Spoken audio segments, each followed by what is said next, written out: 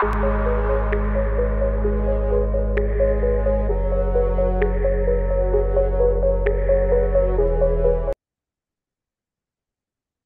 আসসালামু আলাইকুম গাইস। তো আজকে আমরা দেখবো আমাদের ক্যাসকেডিং স্টোরি কিভাবে ডিসপ্লে কাজ করে। ঠিক আছে, তো দেখো এখানে আমরা যদি একটা এলিমেন্ট হাইড করতে চাই সেক্ষেত্রে আমাদের ভিজিবিলিটি হিডেন করে দিতে হয়। তো এখানে দেখো আমাদের লেফট সাইডে একটা পিকচার আছে, ঠিক আছে, ডিসপ্লে নান, ঠিক আছে, ডিসপ্লে নাই। তারপরে দেখো ভিজিবিলিটি হিডেন, তারপরে দেখো রিসেট। তো এরকম আলাদা আলাদা ভাগ থাকে আমাদের। আমরা যদি চাই যে আমাদের একটা ডিসপ্লে দেওয়া আছে ওটাকে আমরা নান করে দেবো, যে দেখা যাবে না, তারপরে আমরা হিডেন করে দেবো, দেখা যাবে না, বা রিসেট করে দেবো। তো তিন ধরনের কাজ আমরা ডিসপ্লেতে করতে পারি। এই জন্য আমাদের কোডে যে কাজটা করতে হবে সেটা আমরা দেখে চলবো। তো আমরা আমাদের অ্যাটম শেয়ার করে দিচ্ছি।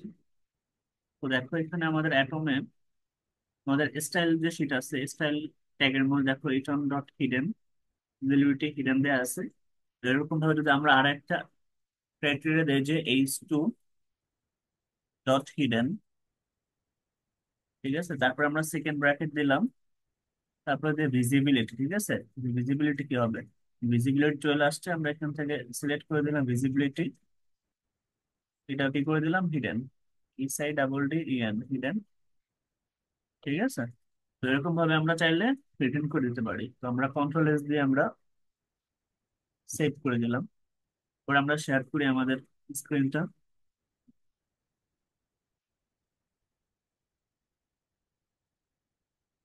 তো দেখো এখানে আমরা আমাদের স্ক্রিনটা শেয়ার করছি, যে আমরা বলছিলাম যে হিডেন করে দেবো। তো দেখো this is a visible heading, আমরা অটোমেটিকলি হিডেন করে দিলাম।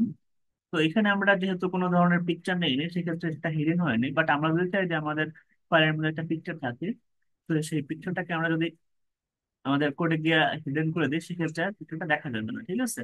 তো ডিসপ্লের ক্ষেত্রে এটাই ছিল আমাদের হিডেন একটা পার্ট, আর এটাই ছিল আমাদের সিএসএস এর ডিসপ্লের কাজ।